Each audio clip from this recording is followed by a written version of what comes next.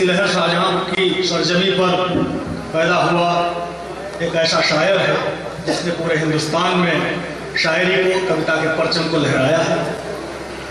दिल्ली जैसे सूखी जमीन पर शायरी के दरख्त को जितनी मेहनत से सींचा है शायर ने, ऐसा तिलहर की सरजमी पर पैदा हुआ कोई रब नहीं कर सकता था। मैं चाहता हूँ कि जोरदार तालियों के साथ आदिल रशीद का स्वागत करें। हमारे जो भी श्रोता सामने साइड में बैठे हुए हैं उनसे प्रार्थना करता हूँ, आग्रह करता हूँ सामने आ जाए। आदिल रशीद को सुनना शब्दों के समंदर से गुजरना होता है। आप सबसे मेरी गुजारिश है कि आप कृपया सामने आकर के सुने, आप और ज्यादा आनंद महसूस करेंगे। जोरदार ताली से इस्तकबाल करें आदिल रशीद।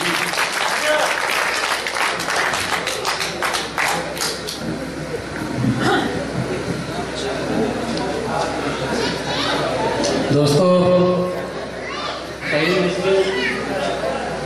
और अरविंद पथिक ने कुछ ज़्यादा कह दिया। मैं तो तिलहर से उठा हुआ छोटा सा गुबार हूँ। बड़ी खुशी मिलती है मुझे हर बार। मैं ये कहता हूँ कि मुझे तिलहर में आने के बाद वो जाने पहचाने चेहरे जो मुझे हिंदुस्तान के किसी महफिल में नहीं मिलते, यहाँ आने के बाद बड़ी खुशी होती है। मैं अपना मोहतरम जा चुके हैं, भैया से इजाज़त के साथ भैया अगर तवज्जो फरमाएं तो मैं अपना कलाम शुरू करता हूँ।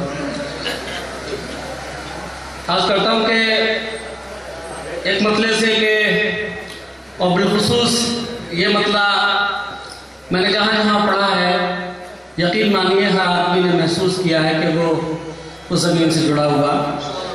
समाज फरमाया मतलब कि किस धर्म किस ख्याल का कैसे चलन का है, किस धर्म किस ख्याल का कैसे चलन का है, अब जैसा भी है यार है अपने वतन का है। किस धर्म किस ख्याल का कैसे चलन का है, अब जैसा भी है यार है अपने वतन का है। तुमसे बिछड़ के जीने को जीतो रहे हम, तुमसे बिछड़ के जीने को जीतो रहे हम, एहसास दिल में आज भी लेकिन चुभन का है। तुमसे बिछड़ के जीने को जीतो रहे हम, एहसास दिल में आज भी लेकिन चुभन का है। समा फरमाए एक कता के ये तजुर्बा भी हमें जिंदगी का होना था, ये तजुर्बा भी हमें जिंदगी का होना था, तुम्हारे सामने हमको किसी का होना था। ये तजुर्बा भी हमें जिंदगी का होना था, तुम्हारे सामने हमको किसी का होना था। और झिड़क दिया जो किसी ने तो हमसे दिल ने कहा कि जिससे प्यार किया था उसी का होना था। एक मतलब समाज फरमाया कि जिससे प्यार किया था उसी का होना था। एक अलग रंग की गजल समाज फरमाए कि हम जो एक पल को किसी गैर के शाने लग जाएं। दोस्तों, शाने कहते हैं किसी के कांधे लग जाने को। हम जो एक पल को किसी गैर के शाने लग जाएं तो मेरी जान तेरे होश ठिकाने लग जाए। जो एक पल को किसी गैर के शाने लग जाए तो मेरी जान तेरे होश ठिकाने लग जाए। शेर यूं कहा है कि हम तेरे चाहने वाले हैं तुझे याद रहे, हम तेरे चाहने वाले हैं तुझे याद रहे, जाने कब पूछे में हम खाक उड़ाने लग जाए। हम तेरे चाहने वाले हैं तुझे याद रहे, जाने कब पूछे में हम खाक उड़ाने लग जाए। शेर साहब का दिल तो टूटा है मोहब्बत में हमारा भी, मगर दिल तो टूटा है मोहब्बत में हमारा भी, मगर आपके जैसे क्या हम शोर मचाने लग जाए।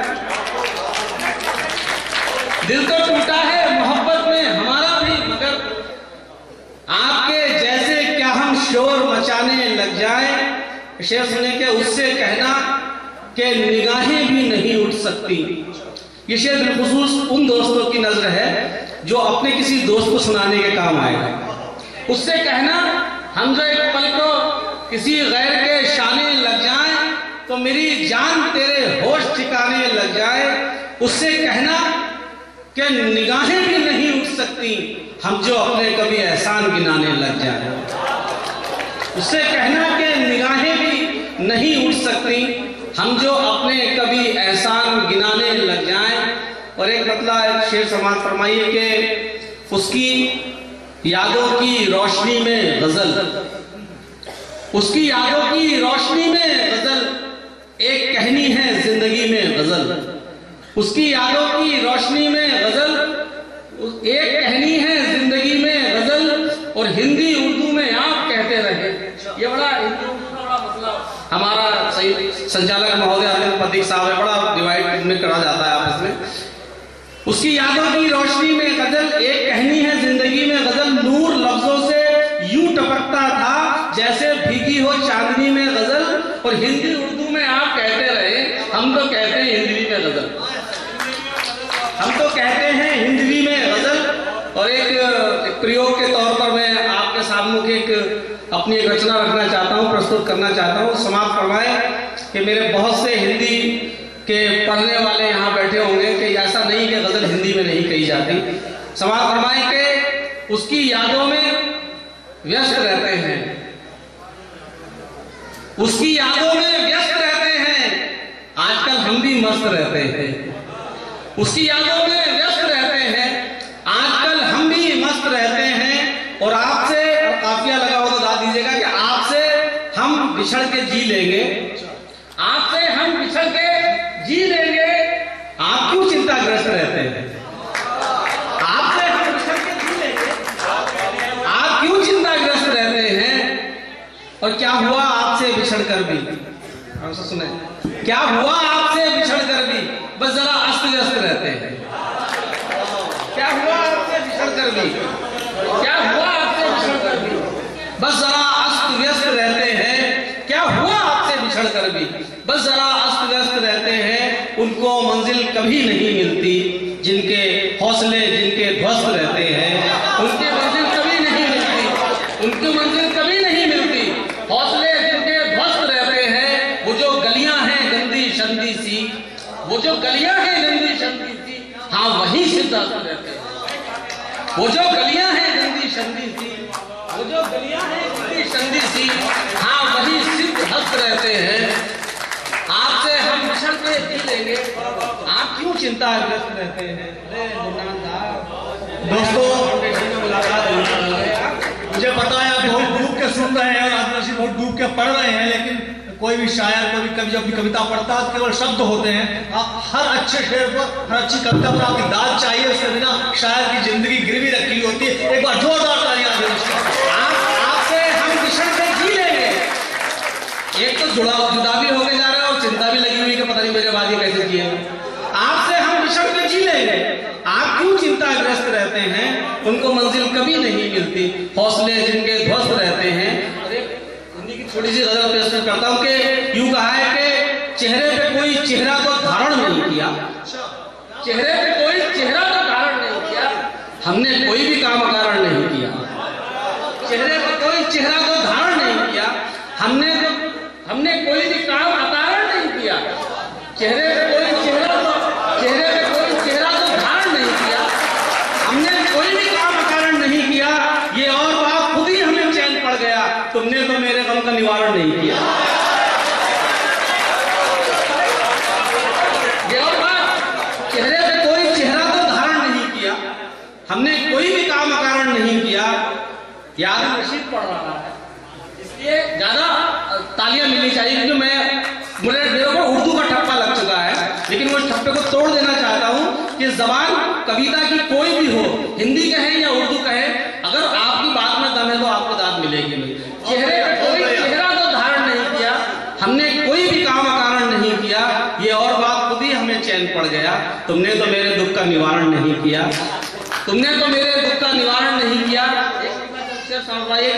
पहले ये पूरी सृष्टि जहां से बनी है वहां से मैं प्रस्तुत करता हूं कि यूं कहा है कि चाहे राम हो चाहे हमारे नबी हो, जितने भी सच्चे महापुरुष पृथ्वी पर आए हैं उनके साथ भी जरूर हुआ है कि पहले सच्चे का बहिष्कार किया जाता है।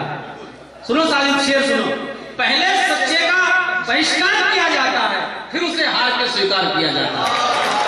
पहले सच्चे का बहिष्कार किया जाता है, पहले सच्चे का बहिष्कार किया जाता है, फिर उसे हार के स्वीकार किया जाता है। और शेर यहीं की जमीन पे पढ़ने लायक भी है। अरविंद सुनो शेर, यूं कहा है कि जहर में यहाँ की फजा बड़ी है, गंगा जमनी है कि लड़की। यहाँ पे इस तरह के शायरों को नहीं बुलाया जाता जो तहत की शायरी ना पढ़े।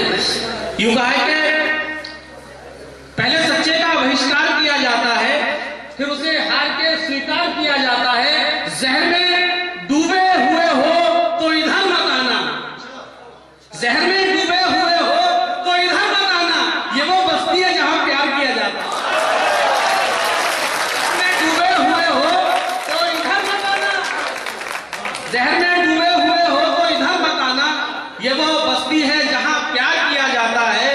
तू फरिश्ता है जो एहसान तुझे याद रहे, तू फरिश्ता है जो एहसान तुझे याद रहे, वरना इन बातों से इनकार किया जाता है। तू फरिश्ता है जो एहसान तुझे याद रहे, वरना इन बातों से इनकार किया जाता है। और शेर यूं कहा था कि क्या जमाना है कि झूठों को तो सम्मान मिले, क्या जमाना है कि झूठों का तो सम्मान मिले और सच्चों का तिरस्कार किया जाता है। क्या जमाना है कि झूठों को तो सम्मान मिले और सच्चों का तिरस्कार किया जाता है। अंतिम शेर आपकी प्रस्तुति, आपकी सेवा में यूं कहा है कि पहले सच्चे का बहिष्कार किया जाता है, फिर उसे हार के स्वीकार किया जाता है। जिस किसी व्यक्ति के हृदय में कपट होता है, जिस किसी व्यक्ति के हृदय में कपट होता है, दूर से उसको नमस्कार किया जाता है।